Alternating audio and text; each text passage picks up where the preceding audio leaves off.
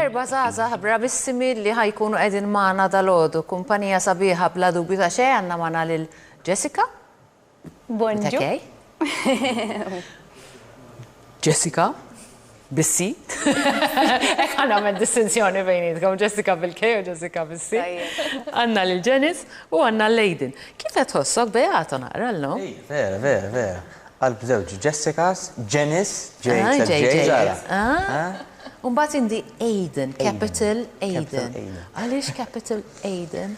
Ek, naraħ iżjed b'saħħitha jien. Vera? Milli kollox żgħir, iva. U dak huwa l-stage name tiegħek. Ekku, Aiden. Temnu għax intom tnejn intom għażiltu stage name kemm inti u kif ukoll inti Jessica fis-sens ta' ma tuża. Għaliex l-importanza ta' stage name?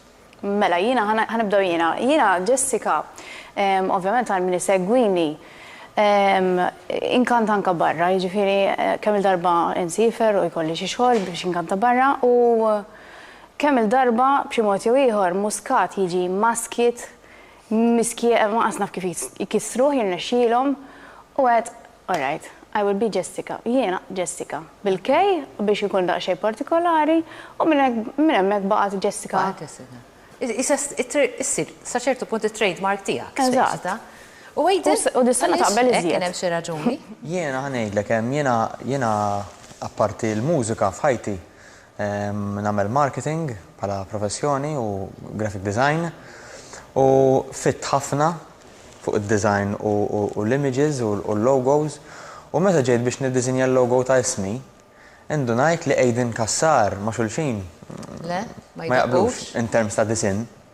Pala disin, allura ħanuża Aiden, un bat mela l-stage għandu jkun Aiden, jekk il-logo huwa Aiden.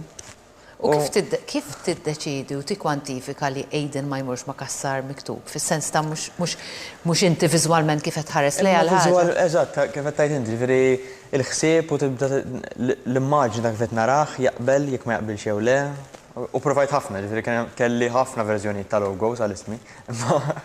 Qatt ħsibtu għadej Janice, qatt ħsibta li?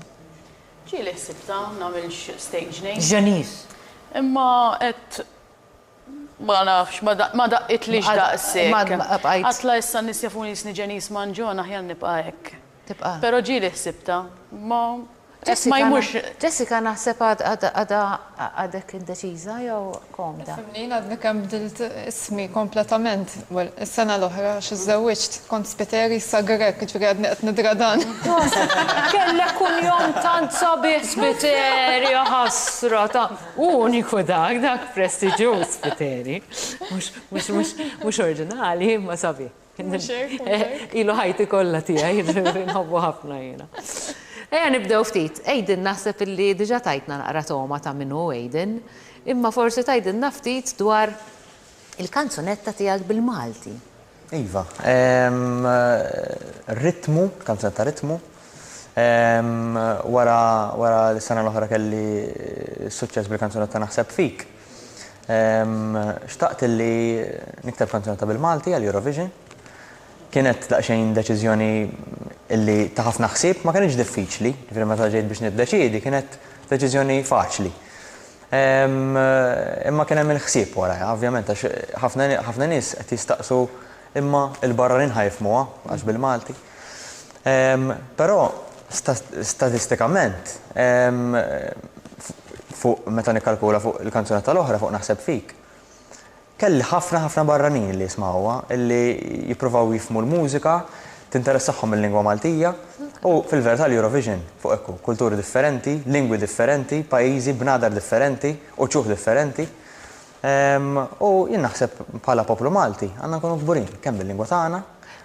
Dik indubjament, ma forsi naqra riskjuża aktar għaliex ovvjament inti meta jekk inti biex nagħti eżempju s-sena l-oħra kellna l-Destiny, il-kanzunetta isu anke badna l-kliem u kulħadd seta' jidentifika magħhom għaliex kulħadd kien jinfhimhom fil-waqt li jekk tkun b'lingwa li mhijiex bl-Ingliż, in-nies ħajsibu aktar diffiċli, naħseb dik l-iktar ħaġa. Jien naħseb biex jifhmu l-kliem iva diffiċli sakemm ma tidħolx Google Translate. Però biex tifhem il-mużika, biex tifhem il-melodija mhijiex diffiċli. Ġifieri l-ewwel 3 postijiet tas-sena l-oħra, l-ewwel, it-tieni u t-tielet kienu kollha b'lingwi differenti, bil-Franċiż u bit-Taljan. Jiena nkanta magħhom it-tlieta li huma u ma nafx qed jgħidu fil-kliem. Ġifieri u anke tinnota fis-sala, jien kelli ċans li mmur darbtej Eurovision pala fan, għax nħobbu ħafna, insertajt. U tara n-nies ikantaw ma' kanzonetti b'lingwi għastafxet biex inhuma. Kantaw xorta waħda. U kantaw xorta waħda. U tara s-saħħa ta' nies ikantaw għax is-song mhix il-kliem fil-verità li jagħmel l-melodija. U li jkollok melodija b'saħħitha, melodija catchy li dan bħal meta tkun fil-karozza, di dejjem nġibu dal-eżempju, tkun fil-karozza tissuq, titla diska, tkanta magħha ma tkunx taf la ta' meni, la xini, la xed tkanta tal-li bidlila l-kliem.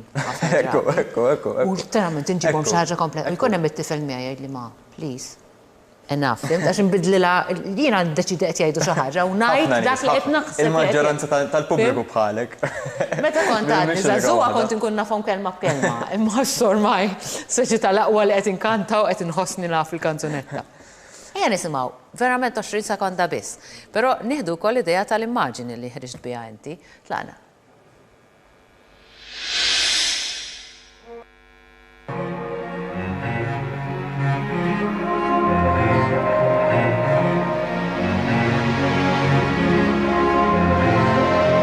Klim li ma stajt ngħidlek qatt, domni qed insib daqsxejn kuraġġ, forsi jekk impoġġa l-kliem illejla tkun għalija. Nista' nazzarda ngħid li din il-lok ħatibqa' għaddejja tul il-festival kollu? Din id-dera hekk partikolari? Ħatibqa' issa hija parti mill-kanzunetta. Ovvjament mhux kull darba l-nider li jkun hemm li nagħmel dera illi bil-forsi tkun l-istess look. Diffiċli naqra, nkella tistokki ħafna ħwejjeġ. Mhux hekk ħafna ħwejjeġ, ħafna kbir. U ma tibax tużhom. U ma jifdallix. Ġifieri meta ħriġna b'din l-idea ta' din look, insomma l-ewwel edna li mhux kull darba li kolli intervista bħalma għandi bħalissa li nidher b'din look. Però meta mill-kanzunetta ħriġna b'din l-idea li bħala immaġni, bħala look, ikun hemm xi ħaġa li n-nies meta jaraw. Kontinwazzjoni. Kontinwazzjoni u anke tibqa' timbrata f'moħħok, ġifieri d-dera bla ma trid. Ikolli nammetti un ermijak illi rnexxieta x'jiena tqajt miegħek ġimma u nofsilu fuq online u baqgħet f'moħħi li jien tilbis ta' cowboy speċi tal-istil western. Ma baqgħet f'moħħi, jiġifieri ħana assumi li ġifieri dik l-idea. Sinjal tajjeb. Bqajt niftakarha, ġifieri naħseb illi għandek tim li jaf jaħdem mhux ħażin. X'tgħidilna dwar Janice? Ta' dik rieda, Janice. All right? Bonġu. Mela, x'tagħmel Janice barra li ovvjament kanta? Barra li naf li għandek il-mużika ħafna l-qalbek. Eżatt, għandi il-mużika ħafna l-qalbi. Bħalissa li dal-aħħar 4 xhur għandi kif taħt il-business tiegħi flimkien ma' oħti, jiġifieri bħalissa ninstab daqsxejn biżi mhux ħażin. Għax taf inti fil-bidu biex tirranka daqsxejn mhux faċli ovvjament. U ma kienx minn faċli. Eżatt, mhux minn faċli. U Rome wasn't built in a day, jgħidu ġifieri. X'tip ta' business? Ekku. Frott, ħaxix u affarijiet healthy seeds. Għandek ħinijiet diffiċli wkoll. Għandi ħinijiet daqsxejn diffiċli wkoll iva attwal. Nippruvaw ngħinu l-xulxin għax qiegħda moħħti imma. Okay. Oħtok ikbar jew iżgħar? Iżgħar, tliet snin iżgħar. U l-idea pereżempju l-frott, il-ħaxix ta' kollox tkun isek tifhem naqra, naħseb tkun pitkali jew mhux hekk taħdem. Eżatt. Ili jien għandi l-bużnannu n-nanniet kellna ġenerazzjoni sħiħa li ġarret magħha ġifieri naf in-naqanies. Fimt, eżatt. Ix-xogħol. U bħalissa sirna ħafna iktar konxji dwar pereżempju l-prodott organiku dal-affarijiet, ġifieri naħseb jekk irnexxilek titteppja dak is-suq bla dubju ikollok anke xogħol. Ma kienx żmien tajjeb ukoll għall-festival li tiftaħ business u tidħol għall-festival, naħseb li. Imma moħħti ta' Bekkjani. Għalhekk qed issemmija ħafna u b'rispeċ ta' tgħidilha. Anke bħalissa ta' għax il-ħanut għandu rabta kbira u dejjem xtaqt li jkollok il-business tiegħek? Dejjem xtaqt iva. Dejjem xtaqt. Ix ħaġa differenti, mhix faċli ovvjament, għax għandek ir-riskju dejjem. Dejjem hu. Ma fi ħafna, jiena fi ħafna snin bil-ħanut fih. U sodisfazzjon li tik ħanut u l-biberiji li tagħmel ġo ħanut naħseb huwa klijenti. Inkredibbli. Għax il-klijenti ma jibqgħux klijenti, jsiru ħbieb familja jiġu. Jiena dik l-unika ħaġa li missja minn minnhom ma bqajx bil-ħanut, il-fatt li l-klijenti kienu literalment kont niltaqa' magħhom u parla u mbagħad isek titlef dik xi ħaġa li tkun taqdek magħhom titlifha. Ma tibqax jisu għandek xi ħaġa komuni u titlifha.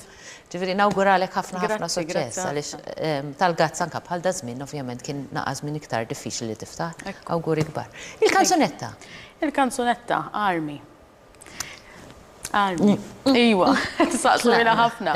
Mhux ovvja. Ovvjament, hija kanzunetta li hija għal-qalbi ħafna, li tfisser ħafna li hija wkoll personali.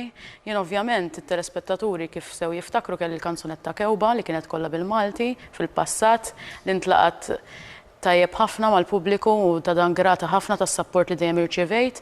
Ovvjament dan ma nsejtux, kont nirċievi ħafna messaġġi wara li għadda l-festival għax in-nies dik is-sabiħa tagħhom li jiena kont bqajt għat-Tilmarelli kemm japprezzaw ix-xogħol, mhix vera ma japprezzawx. Japprezzaw ħafna x-xogħol li nagħmlu aħna l-kantanti u l-artisti. Kont irċivejt ħafna messaġġi, eżempju għax jiena il-kanzunetta Kewba kienet inkitbet għal nuqqas tal-papa tiegħi. U kienu batuli ħafna nies li jiena wkoll għaddejt minn din l-esperjenza, kont qed nisma' ħafna esperjenzi. Allura hawnhekk ħarġet Army, għaddin id-darba fuq xiex ħadd inkiteb il-kanzunetta, għaddin id-darba ħaniddedika għal dawn in-nies kollha li batuli. Hija song ta' kuraġġ u tama.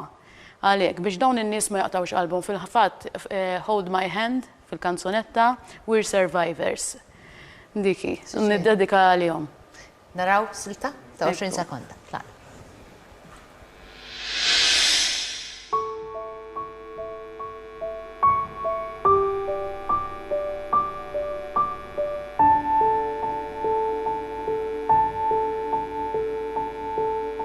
It's never been easy. It's always been an uphill road. Għaliex qed nibqgħu nuru 20 sekonda, nafu li l-kanzonetti issa ħarġu, però aħna din l-idea li nibdew dan il-programm bil-finalisti kien propju bdejnieh il-ġimgħa l-oħra u ġimgħa l-oħra kien hemm biss il-possibilità li nuru 20 sekonda, allura biex inkunu ġusti ma' kulħadd bqajna nżommu tal-20 sekonda. Għax tiġi fid-dubju suppost li tagħmel, ovvjament biex anyway u narawhom hawnhekk sabiħa li nsiru nafukom naqra aktar ukoll. Proset Ġenis. Grazzi. Xtajdinna inti, Jessica kollox roza bil-kazzetti roza u bil-nail polish roza. Ikolli rajt hoppi roza. Kont zaħira kont nħoppi roza, ma qatt ma ħriġt minna. Baqajt għaddejja bija. Għadek zaħira, ta' mux il-billi żewġt is-sena l-oħra għadek zaħira. Kif bidlitlek ħajtek il-ħajja miż-żewġa? Mux ħafna ta' konna bdejna niexu fl-imkien ftit qabel, ġifiri konna diġa. Kont diġa taf xi qabbizilek fih, ġifiri. Miskin ma jqabbizilix. Saħej. Ok. Fiktarin nqabbiżilu. Nismaħħom dal-fej, orrajt, nitkellmu miegħu. Le, ġifiri, jina u kol vera nħobb l-Eurovision, ġifiri kollu ndoq id-diski tal-Eurovision. U għalmenu jħobba l-mużika? Jħobba l-mużika u kol, ma ġilejt li jisma. Janduq u xaħġa naqa differenti. Ok. Għanajdlek, jina nħobb insegwi Eurovision, imma meta nintaqa' magħkom nirrealizza kemm ma naf xejn għax intom ġimgħa kellna l-Mark Anthony encyclopedia. Xejn, bis-sena kemm kif fix-ħin. Mamma mia, letteralment impressjonanti, ġifieri hemm. Inta naħseb għandkom ċertu imħabba partikolari li jiskom tħossukom parti minnu vera, allura naħseb li minn dejjem xtaqt li tuħu sem? U meta kont żgħira naraħ fuq it-television, kont nammira tista' tgħid kull wieħed u waħda li kienu jieħdu sem u kont ngħidlek xi darba rid inkun waħda minnhom. Kien hemm xi waħda tul is-snin li laqtik iktar minn oħrajn? L-iktar li niftakar, l-ewwel waħda li niftakar anzi kienet Ira Losko. Kienet ta' 2002. Ta' Seventh Wonder. Seventh Wonder. Dik l-ewwel memorja tiegħi tal-Eurovision naħseb. Dik dejjem baqgħet speċi hekk. Tibqa' f'moħħok, u ovvjament Ira baqgħet God bless baqgħet tagħmel suċċess wara l-ieħor, allura ovvjament bqajna napprezzaw u baqgħet tikber u ssir iktar brava. Mbagħad iktar reċenti, l-iktar li toġobni naħseb imbagħad Tabu ta' Christabel. Ok. Għax imbagħad ikollok dak il-favorites tiegħek. Mhux hekk. Meta kont qed taħseb fuq il-kanzunetta tiegħek imxejt fuq dawn l-idoli tiegħek, ħsibt fuq x'kienu għamlu huma jew le? Le, not really. Mort kont intajt ma' Gerard l-ewwel u għetlu speċi ta' diska movimentata, irrid ċertu stil fiha, irrid li tkun fuq l-imħabba ma' b'mod pożittiv, għetlu ma rridx speċi tema ta' dwejja, taf kif ġeli kun hemm diska fuq l-imħabba xi ħadd tkun ħassarja fuq relazzjoni toxic, ma rridx dak l-element għadni niżżewweġ taf kif għadni friska. Għadek il-honeymoon mode. Jalla tifek, imma għama najċe, ma kompli għawd il-honeymoon mode, sabiħa ħafna. Kurzida, zaħira, jek mux sejra zbal, dejjem Gerard James Bors kien li kiteb ta' ira, le? Et najt sew jena. Ek minna li jiju. Ekku. Ġifiri, kien hemm xi ħaġa li ġibtitek le. No way. Sibna il-connection hemmhekk. Vera. U l-kanzunetta? Aphrodisiac. Hija tema naqamx tas-soltu. Ma kienx li dijaj Żewġa ta' da maħafra Aphrodisiac ukoll naħseb dik. Jista' jkun għadek hemm naħseb. Ejja naraw silta.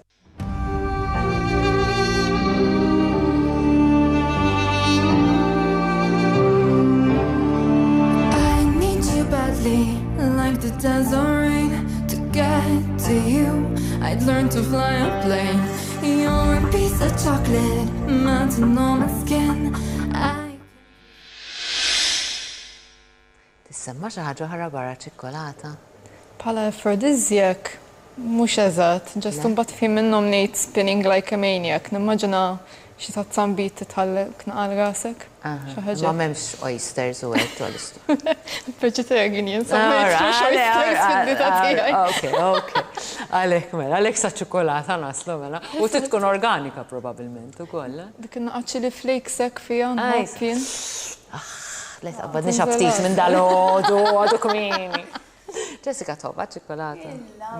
Mamma mia. Għan xivvintawa u xidnu b'dak. Mux dnub tejt li sbaħ ħaġa fil-ħajja. Tħobċiqol inti ġes. Iva. Iva. Ma bat irridu mpattu. Ma bat eżat, ikolli mur niġri. Sew, issa fil-fatt il-tirtija huwa f'Diċembru applikajt ħanamel full marathon. Vera? Iva, ila tberna f'moħħi dejjem ngħid irid nagħmilha. Sissa għamilt sal-half marathon, ġifieri. All right, ma sa building up qed intella. Full għandek 42. 42. U għamilt 21, ġifieri xiex. Għanajli anka 21 fija. Ija fija, ta' imma u interessanti għax inti apparti li fizikament trid tagħmel l-eżerċizzju sew, mentalment trid tkun b'saħħtek. U diġà 21 kif għedna jibsa, imma 42 trid tkun b'saħħtek ħafna iżjed. Għax anka inti biex tipprepara lilek innifsek, trid tiddedika ammont ta' ħin repetittiv tipprova tasal għal 42 kilometers. U naħseb jekk ma tkunx vera ddedikata, issir tedjanti l-ħaġa, le għax inti dejjem qed tiġri qed tipprova żżid il-ġiri, qed tipprova żżid il-ġiri mal-ħin il-ħin attwali li trid tiddedika li għale. U inti ma trid dejjem tara li xi ħaġa li għettejnek, u anka mux għalik fizikament biex inneħi dik iċ-ċikkulata kollha li jkun, imma li trillassak. Jiena nirrilassa. Ġifieri bdiet dil-ħaġa tal-ġiri bdiet propju għax konxja mill-weight jew viċeversa għax tħobb. Le, għara, stenna. Mill-weight jien naħseb li, per eżempju, aħna bħala persuni li nidru fuq il-televizjoni, jien naraħħa li eħes, naħseb li trid kif tippreżenta ruħek, naħseb hija xi ħaġa sabiħa. Ovvjament ma trid tiġġiba ħajtek li ħin kollu li tonqgħod attent għal x'niekol u hekk, jiena nħobb niekol jiġifieri l-pjaċir tiegħi, imma la nħobb niekol mela rrid nieħossib ukoll li nagħmel xi ħaġa eżerċizzju fiżiku. U importanti għax anke jekk inti tagħmel pereżempju kontrolli tal-kolesterol fid-demm u hekk, zokkor u hekk. Ġifieri importanti għalina biex inżommu bilanċjat. Ġifieri dik ukoll, ġifieri imma jien nieħu gost immur niġri. Inħossni tajba. Sib ħin fir-rutina tiegħek? Speċjal bħalissa naħseb diffiċli ħafna, però meta verament tkun ġejja din il-kompetizzjoni sanka tqum fil-għodu kmieni u jekk hemm bżonn iva. U t-tiru huwa mhux il-full-maratone, ultras imbagħad. Vera. L-ultras, iva. Vera nixtieq jiġifieri mmur all out, Dejjem f'moħħi l-100 miles. Oh, wow. 100 miles hija 160 km, se tgħid. Nawgurali. Sa xi darba. Xi darba nintervistak mhux bħala l-kantanta Jessica, bħala l-atleta Jessica. Eżatt, dik il-kantanta li. Froz, għandna dejt hekk alla jrid. Fadal. U le, tasal, jekk ikollok il-sib u għandek it-tiru għad tisfida lek innifsek tasal. Kaleidoskop. Mela, Kaleidoscope hija kanzunetta fil-fatt l-ewwel għatlek Jessica u dis-sena daqsxejn b'mod iktar bil-kej importanti għax il-kanzunetta hija Kaleidoscope u bil-k tibda wkoll. Ġifieri tista' taqbilha wkoll. Kaleidoscope hija għandha sens vera sabiħa, volja għandha l-isem partikolari. Il-kanzunetta hija partikolari wkoll għax għandha t-tema tagħha fuq jekk inti min ma jafx x'inhu kaleidoskopju. Il-kaleidoskopju x'int ħares ġo fih huwa strument li inti x'in tħares ġo fih tara affarijiet sbieħ. Affarijiet huma mmur minn affarijiet imkissrin u x'in tara pattern joħroġ pattern sabiħ. Issa jiena peress li għaddejt minn ħafna esperjenzi, nista' ngħidlek li naħseb kull bniedem jaf iħossu mkisser. Però ma tfissirx li xi ħaġa ħażina li tkun imkisser, meta tkun imkisser u b'xi mod jew ieħor tiltaqa' ma' xi ħadd ieħor bħalek meta tingħaqdu flimkien b'xi mod jew ieħor qed ngħidu li daw jgħinu jikkumplementaw il xulxin u joħorġu pattern sabiħ ħafna. Jiena nista' ngħidha għax ngħixha fil-ħajja tiegħi, ġifieri naħseb li huwa xi ħaġa li hemm barra naħseb li n-nies jesperjenzawha. Jiġifieri jridu jaraw dejjem li jekk inti qed tħossok daqsxejn ħażin m'għandekx għalfejn għax bil-ħażin tiegħek għandek inti sabiħ. Naħseb bħalissa qed ngħid inkredibbli kemm il-kanzunetta li anke għażiltu tirrifletti lilkom. Hija Jessica xada kif iż-żewġet, Janissa x'għandha din l-istorja, ejdina għax taqli oħra ġifieri bil-mużika Maltija kollha kemm intom għandkom raġuni u raġuni vera valida u tidher li minn qalbkom, ġifieri hemmhekk diġà naħseb irbaħtu fl-opinjoni tiegħi biha jiena din għax il-ħaġa tkun ġejja minn qalbkom. Ħanaraw silta qasira minn tiegħek.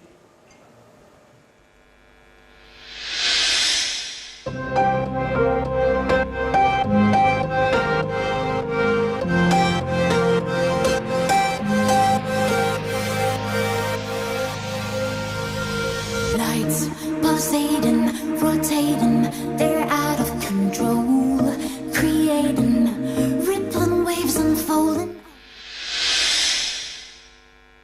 Għalkemm ma niddejaqx inkompli nparla magħkom fuq il-kanzunetta nnifisha, sa ċertu punt naħseb li għajjejtu diġà titkellmu dwarhom. Jiġifieri għadkom le baqal titla'. Insomma. X'inhi kellkom diversi intervisti. U li kellna ħafna fadal. Imma qabel bdejna l-programm bdejna nitkellmu, bdejna ngħidu kemm għandna intervisti u ħinijiet u f'ħinijiet differenti u dan u hekk. Imma ħanejt għalija jiena personali mhux li ħaddejjaqni l-diska la ħanejja minnha. Probabbli ħajġi xi żmien fil-futur illi nejja ftit kif jgħajjuk il-kanzunetti l-oħra. U eżempju fil-Kastija jien pers li ktibta jiena nkun nismaħħa u nibdel fija u nisma' imma mhux ħan issa żmien sabiħu żmien l-Eurovision li toqgħod titkellem fil-kanzunetta. Ride the wave. Aħna mmorru għal waqfa qasira. Xubgħod inkomplu.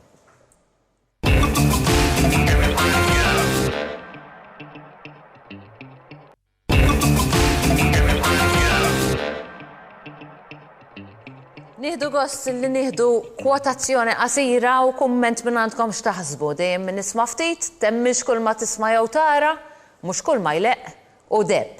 X'jiġi f'moħħkom kif taqrawha? Vera.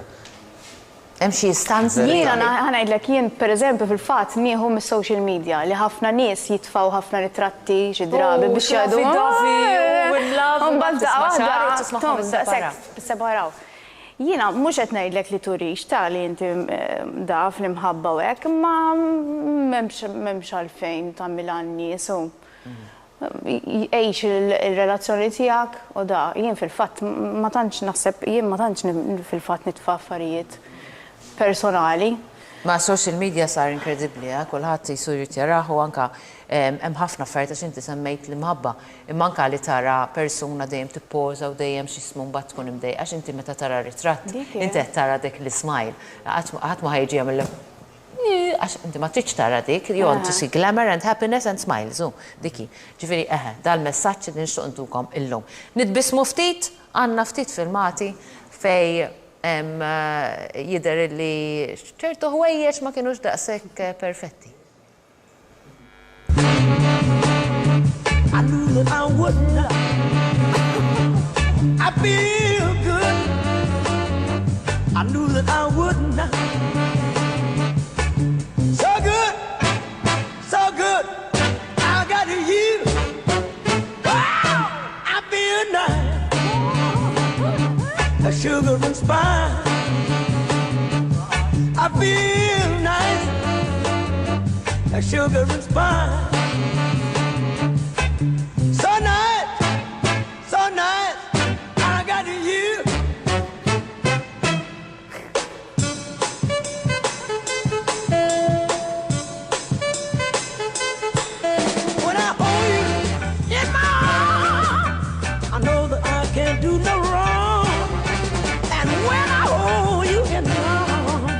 My love won't do you no harm, and I feel nice, that sugar and spice. I feel nice, that sugar and spice. So nice, so nice, I got you.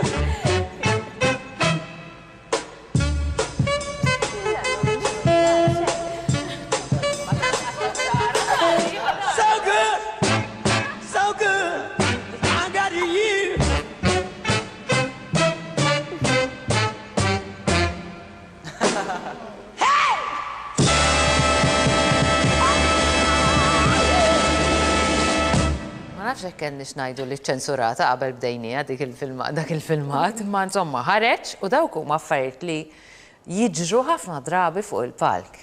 Mhux biex nġelukom tippenikjaw darba minnhom fil-fatt fil-Eurovision ma mhux kont għadni fis-selezzjoni biex ngħaddi. Kelli biċċa ma kienet bis-satin u s-satin jiżloq. U kelli topp ieħor fuq, anzi, imma topp ieħor ġifieri kemm kien ġestjati. Allura tittarani mbagħad spiċċajt x'in niżel, indunajt li niżel. Sejrek, inkanta ħin kollu hekk. U żommi dejju ħassa xi tagħti prova. Imma meta tarhom. Għaliex bħalissa intom qegħdin tippreparaw lill-biesi u kulħadd irid ikun naqra s-soċjetà. Taħsbuhom naqra l-affarijiet jiena. Forsi jgħidil l-iktar wieħed safe sakemm inti tista' tagħmel xi. Taħsibhom bil-fors naħseb jiena. Eżempju, jiena niftakar meta kont qed nieħu sehem f'konkors ieħor, kelli libsa li bil-fors rid naħseb għax kieku kont nispiċċa qiegħda sew. Għax kelli dari mikxuf minn wara. Allura minn qudiem hawnhekk kien skullat u rrid naħseb bil-fors ħanamel għax inkella kont nispiċċa kollox. Free life. Eżatt, tittaħseb bil-fors għax inkella anke ma tkunx komda jekk inti ma jkollokx kollox ma tkunx komda u tispiċċa jew tieħu żball fil-kanzonetta, allura inti taħseb għalihom qabel dawn l-affarijiet. Ngħidlek meta tarek, meta tara xi wħud minnhom. L-espressjoni tkun tixtieq l-art tibilha. Vera, vera, literali dawk jiena bdejna le. Anyway, tajnikom naqatoma ta' x'jista' jiġri fuq il-palk. Għaltina tistgħu titilgħu fuq il-palk issa proset. Ejden konfidenti għara fuq, dak qalziet u ġakketta, kappell. U nkun onest mhux li naħseb fuq għax ħafna. Naħseb iktar aħna ta'. Infatti kien hemm iżjed nisa mill-irġiel. Kien hemm irġiel ukoll. Kanye West miskin. Imma ifhimni taħseb għaliha. kif qalet Ġenis, imma aħna l-irġieli su ftit inqas. Intom naqra inqas, intom għamin. Sakemm ma tippruvax tasaġġera billi tilbes xi ħaġa vera mhux konvenzjonali, ma nafx x'jista' jmur ħażin fiha, aħna n-nisa naqra iktar ikkomplikati. Anyway, kienet toma sabiħa li nieħdu naqra idea. Ħanaraw naqra kemm tafu kanzunetti. Tajjeb, issa. Jekk iġobkom żommu f'moħħkom li aħna bħalli għattilhom il-ġimgħa l-oħra ma kenniex budget biżżejjed biex nixtru buzzers. Allura l-buzzers du tagħmluh naqra hekk jew tajdu jien jew tagħmlu ħoss jew xi ħaġa hekk tajjeb. Għax sa nibdew kanzunetta u min jaħseb illi jafa jgħidilna x'jaħseb li jisimha, tajjeb? Tlaqna, ready, steady, go, tlaqna.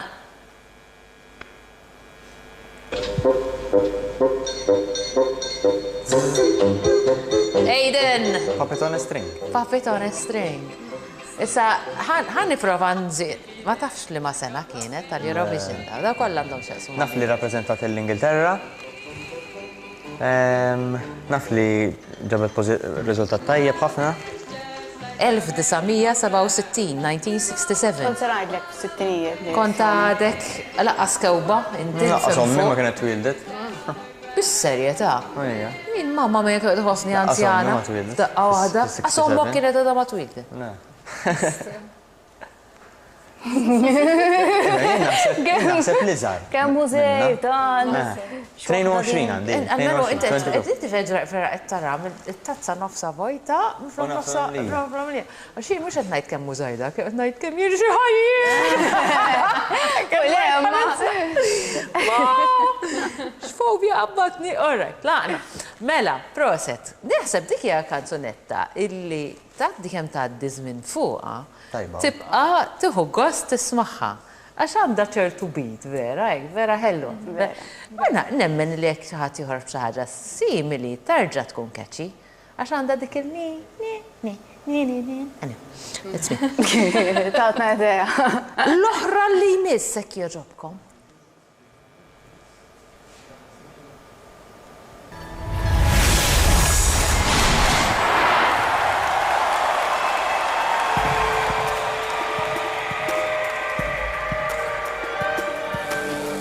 Heavy clouds of rain, and every move causes pain.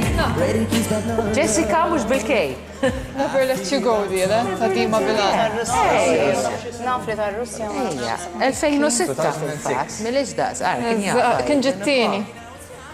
Minna lija. Vera tkunu tafuhom, mamma mia. Di vera nħobba. Issa per eżempju da, vera li bes liktar ħaġa sempliċi fuq il-stage, bla ma trid ikollok tajda.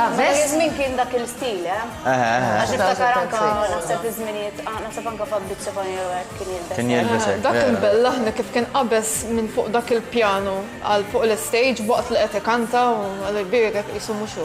Vera? Ejju, tal-ġen. Dima Bilan tara darbtejn, no Eurovision.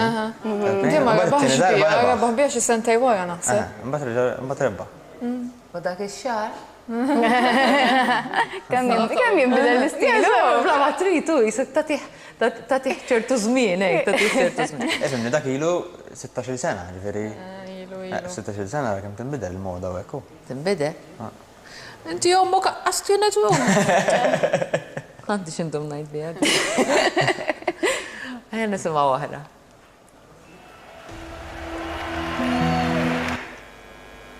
The sun is setting at the end of the day, and the city fills with shades of gray.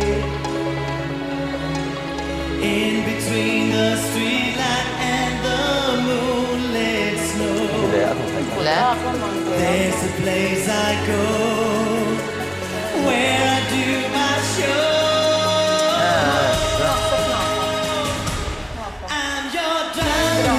Draw, għandilna Jessica, ta' Danimarka, u qed naraw silta minna.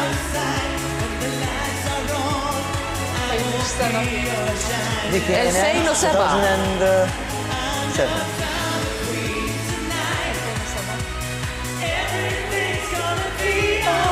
Sa di kanzunetta li isa smajnija, isa mux ma taħsbux li mhix oriġinali bħala kanzunetta.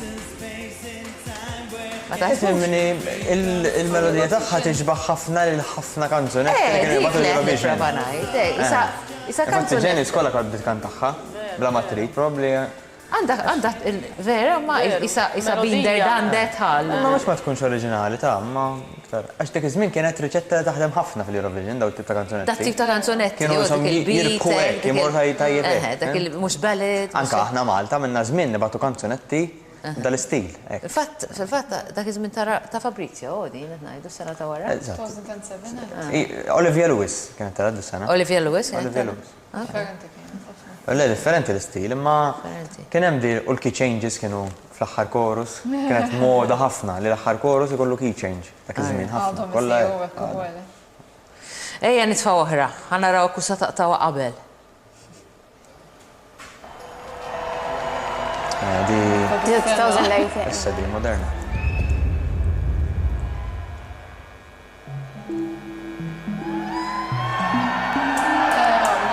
Izrael.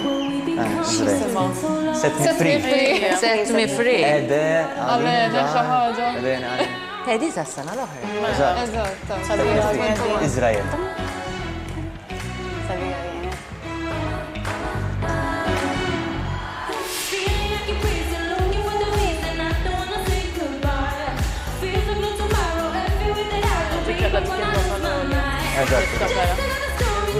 Kella whistle di.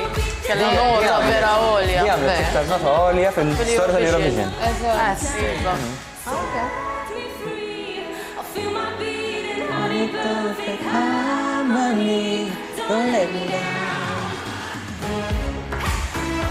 Għanajlek, għana ftisilu semmejna il-xar kemm imbidel u kollox. Pero anka ma naraw l-stage, l-stage dejjem jikber u dejjem jisir iktar inkredibli vera, ġifiri, tant evolva, l-Eurovision tant evolva li inkredibli vera ma ta' tarek, t-realizza. Kan kallibsa kella mammul mis-xar kif bidlet un-bat. Din? Kunu ta' fu affarijiet. Imma di reċenti, reċenti s-sena l-oħra, ġifiri. Eżatt. Għada friska. Dik l-età ta' mililek il-bicċa ta' xogħol. Ejja nisimgħu oħra.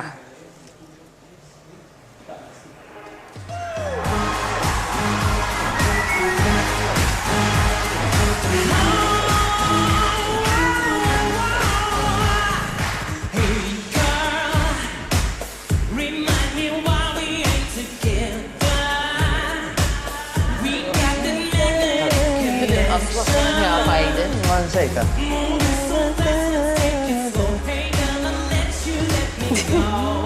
Le? 2015.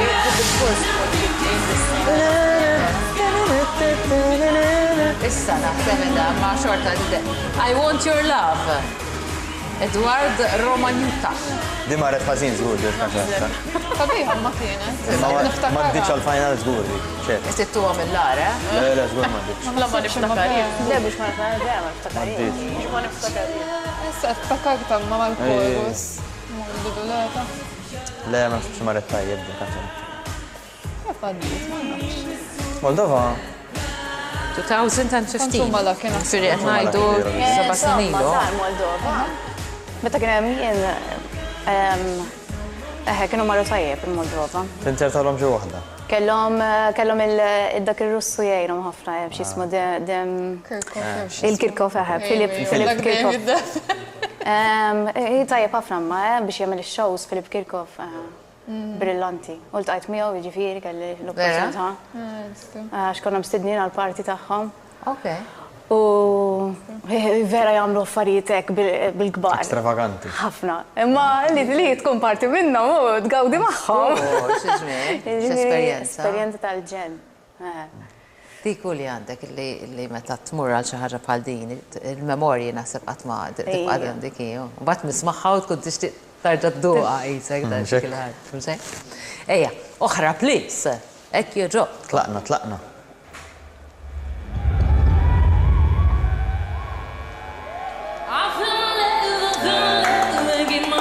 Diablo.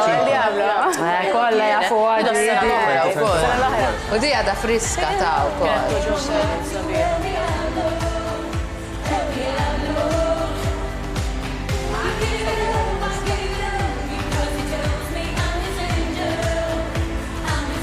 di waħda minn dawk il-kanzunetti jena li s-sidem bis-sena l-oħra sena nipprova nistudja ħafna r-riżultat tal-Eurovision.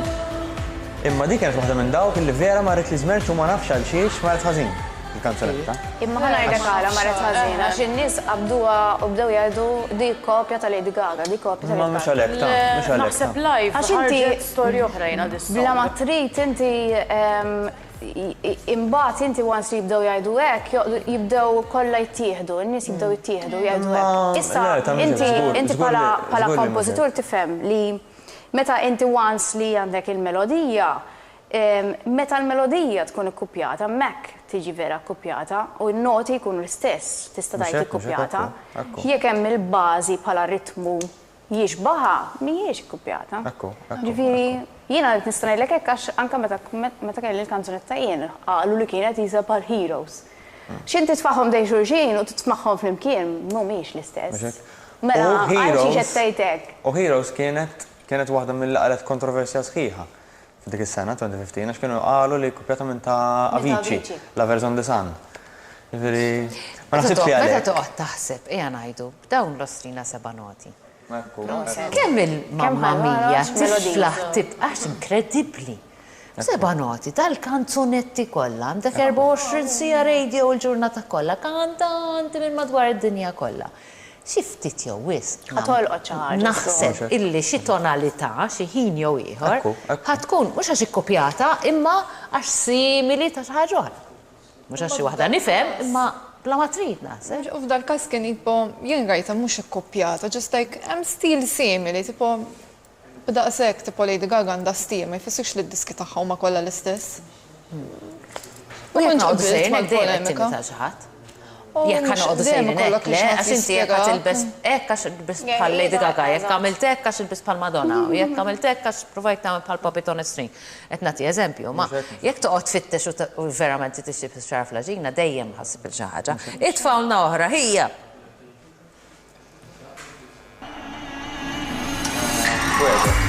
Mal-ewwel. Ċipru, 2018. Mal-ewwel għal-qalbek di. U tqajt magħha, tqajt mal-kantanta. Ukoll? Għax dis-sena fil-2018 stidnuni biex inkanta fil-wet mill-pre-party sal-Eurovision. Oh, wow. U tqajt magħha għandha enerġija del-kantanta. Ġifieri mhux li tara fuq il-palk hija hi fil-verità. Okay. Ġifieri tidħol ġo kamra u timla kullum kien. Nalla ma rafx il-filmat tal-float out, tal-ħwejjeġ li they went wrong, qabel li bseb din l-libsa ħanajn. Maħseb bis-super glue għal-wila dik il-libsa. Oh, literal, jisam pinġija fuq. Sa tajjeb ngħidu li dil-kantanta hija Griega u rappreżentat il-Ċipru. Dak spiss jagħmlu dik il-ħaġa. Għax għaw Malta forsi xi drabi id-dejjaqhom ċertu Malti li tkun irrappreżentajt pajjiż ieħor. Qed ngħidha jiena xil peress li rappreżentajt San Marino ġieli smajta. Anzi, naħseb għandhom jarawha li xi ħaġa sabiħa li xi ħadd irrappreżenta pajjiż ieħor li għażluk biex tirrappreżenta l-pajjiżhom. Sinjal li spikkajt u sinjal li minn pajjiżi oħra wkoll. Jiġifieri u jsir ħafna, jiġifieri mhux minn ħafna pajjiżi. Fil-Eurovision ħafna ssir. Imma kemm tajba il-mar. Għamlet l-oddeni lejden ara. Tajba. Artista L-artista biskont tħares inti. Lej l-artista biskont tħares. Xejk ta' Artista kanzunetta tajba, Żeffina kienu tajbin, kellha pakket kollu. Kienet sexy fuq il-park. Ek mela, għammet, ek mela.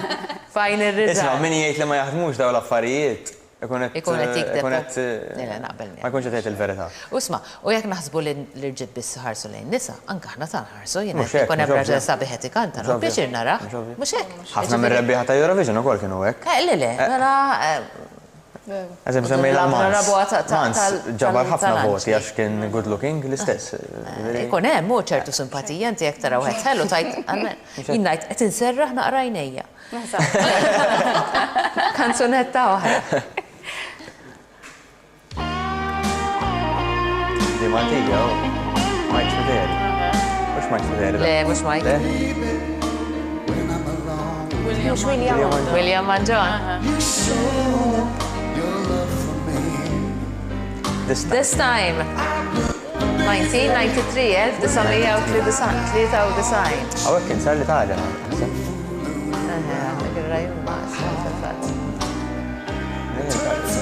Kontu twilittu fil-1993? Le. 93. Janice?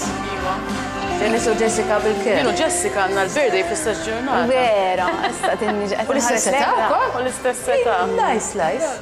Ok. Insomma, kontu għadkom Konna babies. babies. Il-peres tagħna forsi ta' Jina ma konċadni baby.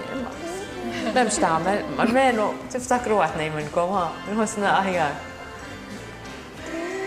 Ara Mojra? Mojra, vera. Mojra Feliciano kien hemm? Kajtsew? Kim kienu iktar staġjati dak iż-żmien il-moves ukoll sa ċertu punt, speċi taf kif? Kien iktar insomma kollox u staġjata. Bil-fors u għax inti għandek show. Mela, nitfa' oħra mhux Maltija.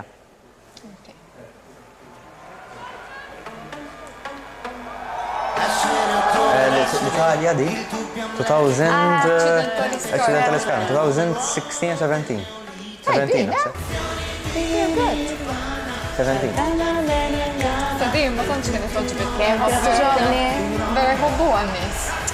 Dik kienet It didn't stick għalija, ma toġobniex nies. Vera toġobni. Tal-iskarma. Hey.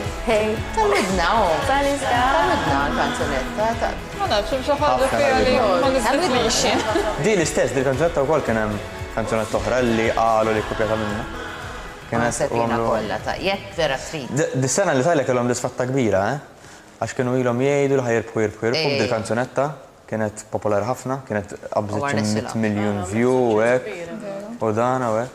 U da se.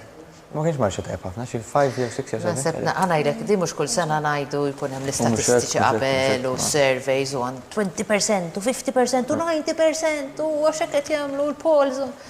Finalment, ir-riżultat dak il-ħin. Kif jinqaraw il-voti. Jiena fuq ix-xwiek nkun narhom. Għax inti trid tqis li ħafna mit-telespettaturi l-kanzunetta jismawha dakinhar l-ewwel darba. Mhux hekk? X'inhet jarawha? Isma' mhux kulħadd akkanit bħalkom. Mhux hekk, Intom akkaniti u tafuhom l-amment. Jiena personalment darba nkun rajthom Mhux hekk hekk eżatt. Il-maġġoranza tan-nies huma bħalek. Dis-sena rajthom aktar x'mabba li kelli naqra l-points kelli narhom xi 6 darbiet. Nistenna. The points for the Maltese jury are tistenna. Wait! Erġa'. Laqgħa oħra. Teardrops, Denmark. 2013. Di ġiet Malta u kana we performed with her. Aħna kana kantajna magħha. Di kantat ħafja di kantanta. Di kantat ħafja. Ja, ma kellix biex xizarbuna. Ma again, no, it is isu parti il-pakkeċ li inti tiġbed l-attenzjoni bija. Mela, namlu oħra? Għax, jisu sar naqra l-ħin, ta' jisu sarilna tikka zaħira l-ħin, jisu. Tikka, namlu l-aħħar waħda. Għanaraw. U dinija.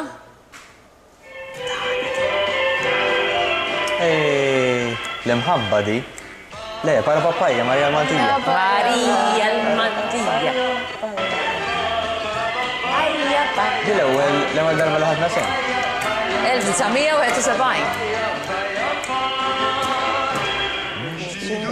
Min jaf ikantaħa? Kolħat jaf xi biċċa? Mela, baxxinna naqra ħanisimgħu ħbittana mmorru għal-waqfa qasira. Nisimgħu biċċa lilhom, tlaqna. Qalbi tintella bil-fer. Il-fortuna laqani miegħek ħelu d-destin. Marija, Marija, Marija. Ismek fuq fom kulħadd isemmi. Tlaqna.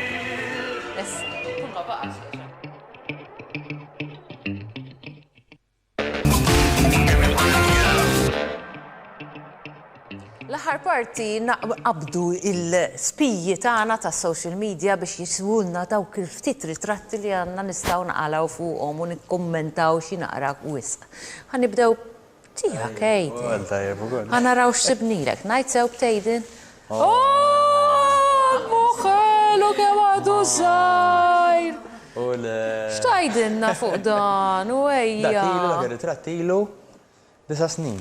Kelli 13 hemmhekk. Ara kemm kien għadu żgħar. Kont għadniet nibda hekk xejn ta' tifel żgħirek. Kien il-bidu tal-karriera tiegħek hemmhekk? Le, ta' kont diġà għandni xi 5-6 snin naħseb inkanta. Jiena bdejt żgħar, jien bdejt ta' 7 snin. Hemmhekk kelli xi 13, hemmhekk dak ir-ritratt ħadnieh għal promozzjoni kellna festival Rumanija. U konna ħadna photoshoot hekk ta' dak iż-żmien. Xi ħela kemm kont Gistux.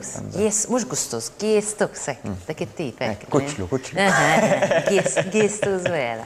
Għandna xi ieħor jew tgħidin hekk li nista'. Da x'inhu? Tiegħek da, fuq il-social media tiegħek sibni. Naħseb it-tegen ġa. Hemmhekk iż naħseb li firmajt dak Eurovision 2018. Alright, nara minn hemm tek iżjed firem. Jew parti mill-kantanti għax jiena l-ewwel darba ħadd sejn fil-Eurovision kien fil-Monte Eurovision. Kien mela eżatt. Fil-Monte Eurovision fl-2018. U kont staqsejthom biex jiffirmaw ilek bħala rikordju? Le, mhux tiegħi kien qegħdin naħseb kont iffirmajt fuqha. Dan hawnhekk kont festival Spanja u rbaħt konna 3 kantanti, konna jiena, tifla oħra, Elenja, u Olivia Lewis, konna nikkompetu, it-tlieta li aħna. U rbaħt kont kantajt il-kanzunetta That's Life ta' Frank Sinatra. Mhux faċli dik il-kanzunetta. Għalhekk bitċof fuq. Mhux faċli. U kemm kellek snin hemmhekk? Hemmhekk kelli 15 sena. Qed nikber, titfarfar ma' iktar. Ħarira, kont dik id-daqsxejn.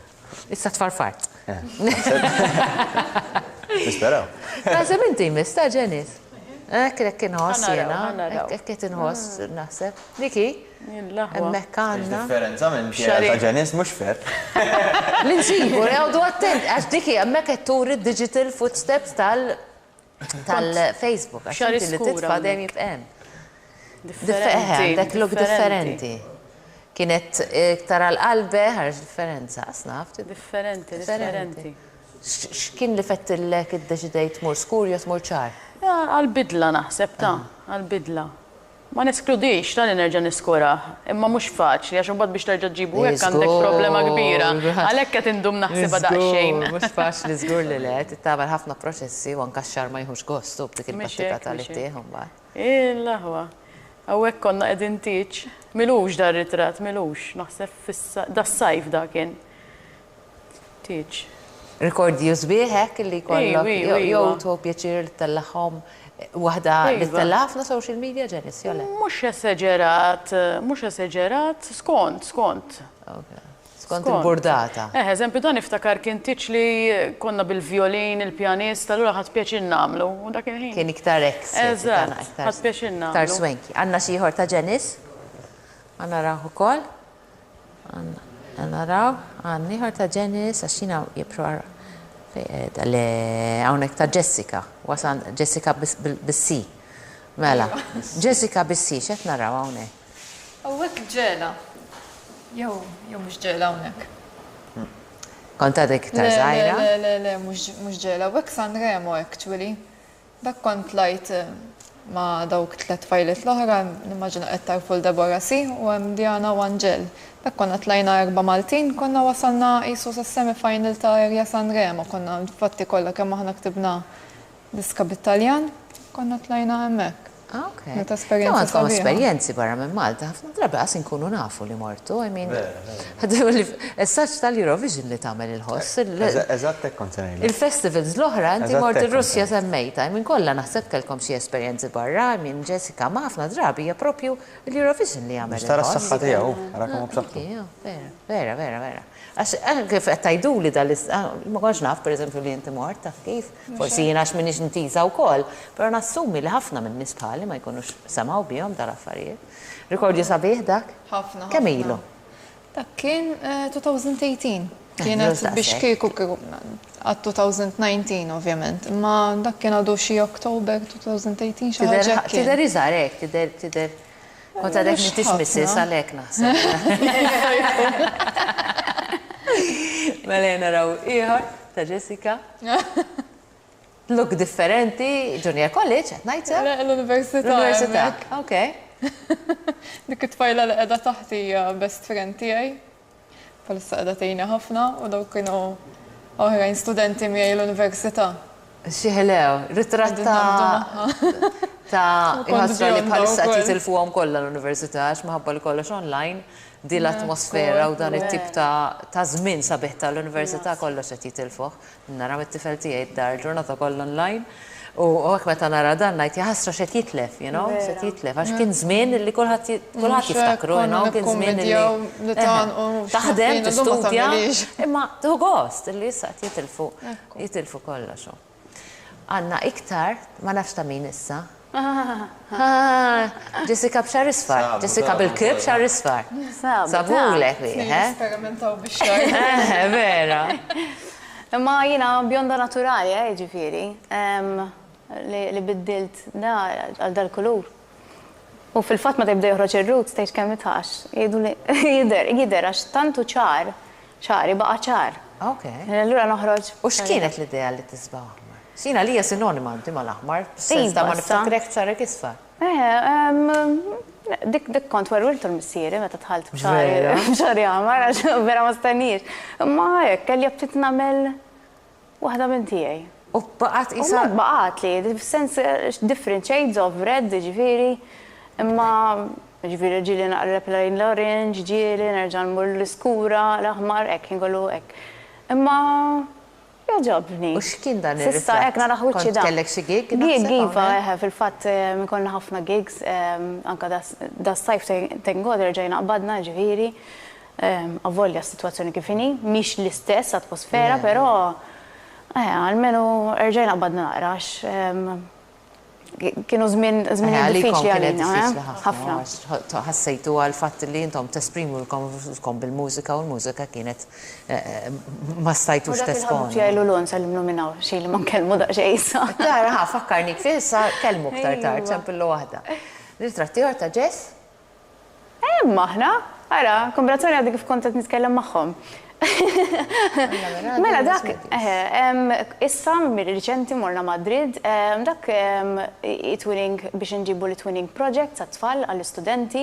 U fil-fat edha ħajja l-oħra ta' Jessica din. Edha f'żewġ proġetti issa ma' tfal, kuntat ma' skejl differenti minn madwar l-Ewropa. U għawrek konna 3 għallima Maltin tal-Ispanjol.